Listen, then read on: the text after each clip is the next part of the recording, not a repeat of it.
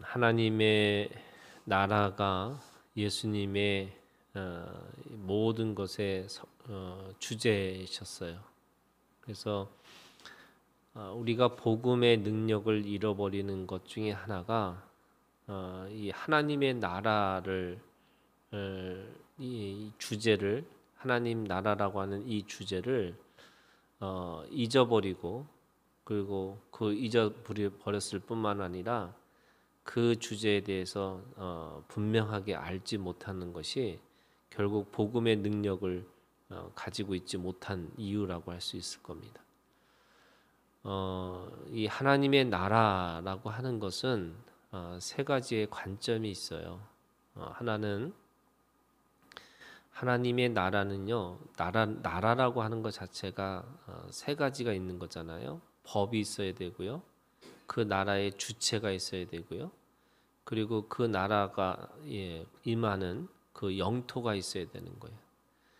우리나라 이 대한민국의 나라라고 하는 이 나라라고 세워지는 것은 거기에 헌법이 있는 거고 그 헌법에 이 주체가 있어야 되고요.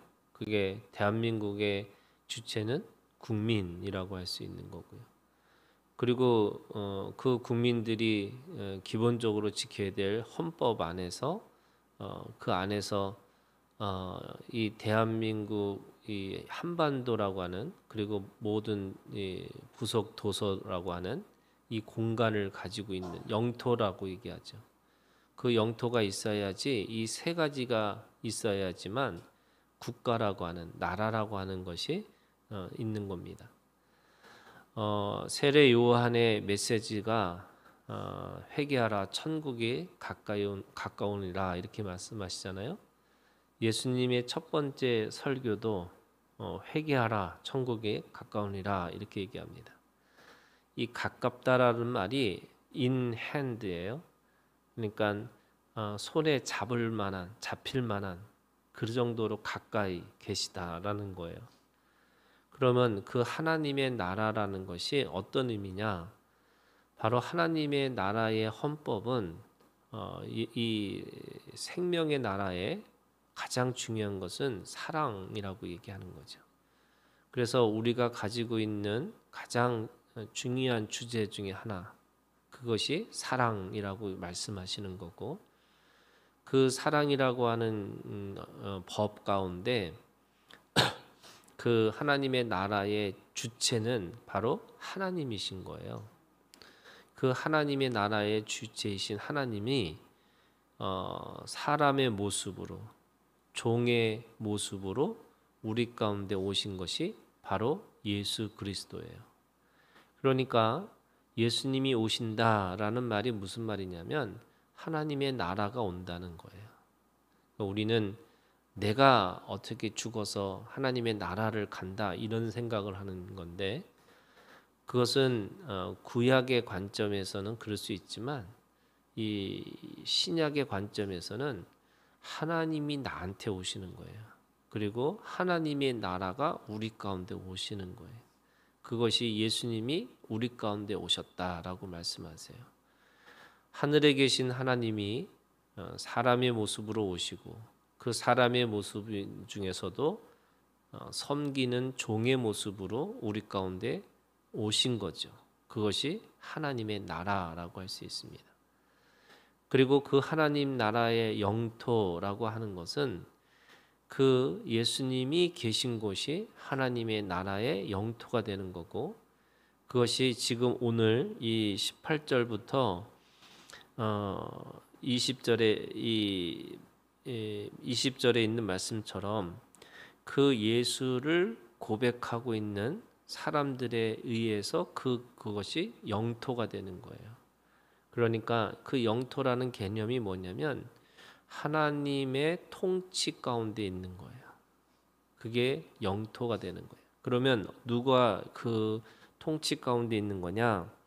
20절에 있는 말씀에 예수께서 이르시되 너희는 나를 누구라 하느냐? 베드로가 대답하여 이르되 하나님의 그리스도시니라. 이 말은 하나님의 통치 가운데 우리가 있습니다. 이런 뜻이 있는 거예요. 그러니까 이미 그 하나님을 그 통치 그 속에 들어가는 사람, 그게 영토잖아요. 그 사람들은 누구든지 이미 하나님의 나라를 경험하고 있는 거죠. 그래서 우리가 죽어서 하나님의 나라를 가는 게 아니고 지금 이곳에서 하나님의 나라를 경험하고 있는 겁니다. 그것이 오늘 이 하나님 나라의 주제예요. 그래서 오늘 우리가 사랑의 법으로 살아가면 또 하나님 나라 자체이신 예수 그리스도를 믿고 살아가면 그리고 그 예수 그리스도의 통치 가운데 우리가 놓아주면 우리는 지금 이곳에서 하나님의 나라를 살아가는 것이다 라고 고백하고 있는 거죠. 그런 의미에서 오늘 이 예수님이 누구냐라고 하는 그 예수 그리스도를 분명하게 고백한다는 것은 내가 예수 그리스도 안에 들어가는 거예요. 그걸 in Christ라고 해요. 예수 그리스도 안에 내가 속한 사람이다. 그러면 이게 무슨 일이 벌어지냐면 내가 생각하고 있는 또는 내가 스스로 생각하는 이 모든 것들이 변화된다는 거예요. 왜냐하면 내가 누구고 내가 어떤 사람이고 이건데 in Christ 예수 그리스도 안에 있으면 나라는 존재도 새롭게 발견이 되는 거고요.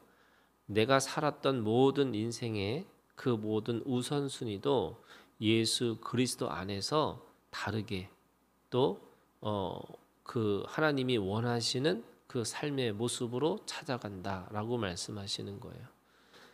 갈라디아서 2장 20절에 보면은 우리가 그리스도와 함께 십자가에 못 박혔고 내가죠. 그 바울이 그렇게 고백하는 겁니다. 내가 그리스도와 함께 십자가에 못 박혔나니 이렇게 돼 있어요. 그러면 그게 왜 가능할 거냐? 바로 in Christ 예수 그리스도 안에 있는 사람들은 이미 예수 그리스도와 함께 십자가에 못 박히고 그래서 예수 그리스도가 다시 부활하실 때 우리도 부활하는 사람들이 되는 거예요.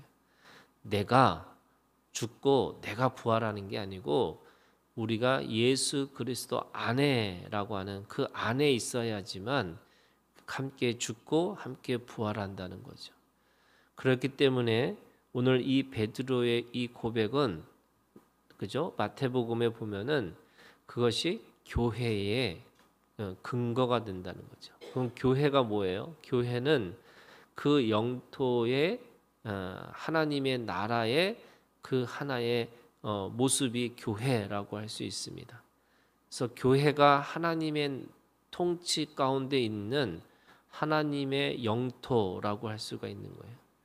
우리가 하나님의 영토 가운데 살아가는 그 모습이 교회고 그 교회가 하나님의 통치 가운데 있는 것이고 바로 예수 그리스도 안에 있는 사람들의 모임이라고 하는 것이 교회라고 하는 겁니다. 그 교회가 가지고 있는 능력이 뭐냐면요. 더 이상 사망 권세가 붙잡지 못합니다. 그게 하나님의 나라의 영토에 있는 사람들이에요. 우리가 하나님 나라 영토라는 그 영토에 들어가면 그 나라의 법이 통치하듯이 오늘 우리가 죽음의 법이 우리를 통치하는 것이 아니라 그렇죠? 죄와 사망의 법이 우리를 통치하는 것이 아니고 생명과 성령의 법이 우리를 통치하게 된다라고 말씀하고 있는 거고요.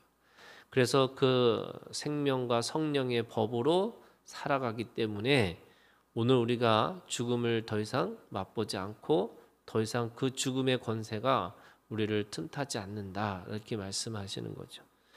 그러면서 오늘 그 베드로에게 뭐라고 말씀하시냐면 이 자신의 22절 인자가 많은 고난을 받고 장로들과 대제사장들과 서기관들에게 버림받아 죽임을 당하고 제3일에 살아나야 하리라 하시고 또 무리에게 이르시되 아무든지 나를 따라오려거든 자기를 부인하고 날마다 제 십자가를 지고 나를 따를 것이나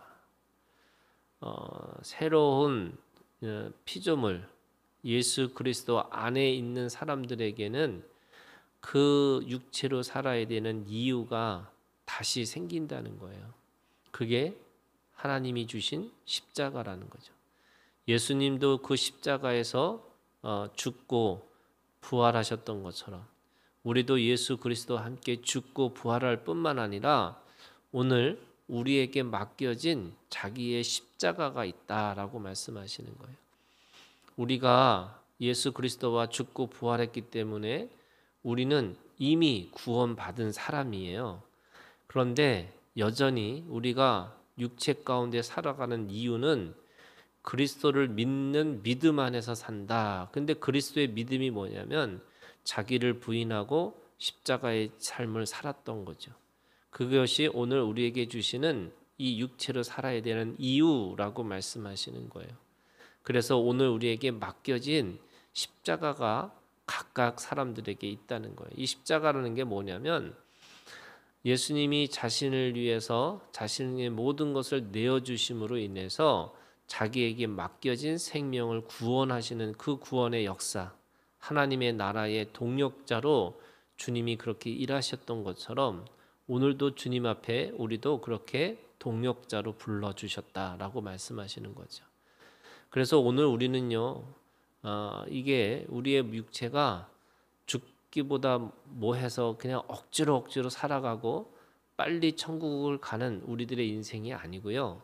오늘 우리에게 하나님 앞에 푯대를 향해서 달려갈 길이 있다는 겁니다. 나에게 맡겨진 사명이 있다는 거예요. 그래서 그 사명을 죽음으로 또 자신의 것을 내어주심으로 인해서 그것을 이루고 살으라라고 말씀하고 있는 거죠.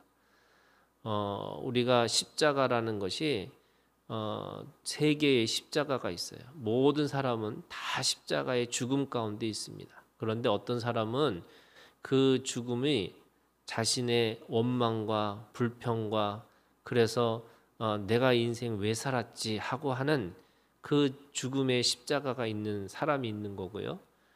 또 죽기 직전에 후회하고 내가 그렇게 살았으면 더 좋았을 걸 하고 원망하고 후회하는 십자가가 있는 거고요.